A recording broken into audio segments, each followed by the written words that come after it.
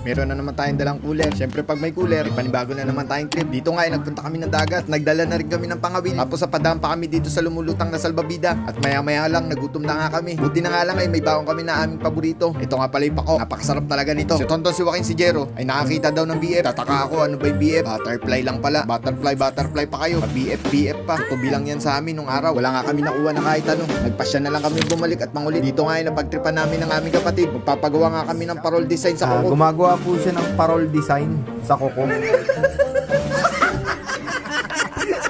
Sana all!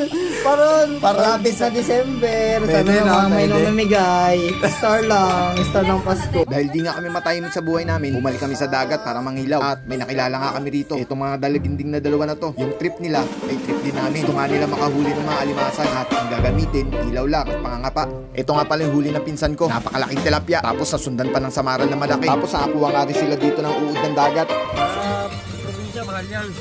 150 isa. Balatan talaga yan, kaya balatan. Ito, oo. Gataan.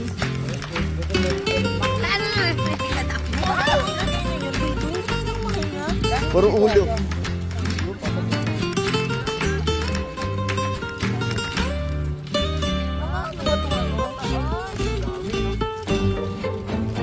Sa magapon nga namin sa dagat, ito ang aming mga nakuha na alimasag at 2 pirasong isda. Hindi ko na nga dyan papalampasin sa patuloy na nanonood sa aming mga video. At sa mga hindi pa, salamat na rin. Palambing naman kahit isang heart at isang share lang.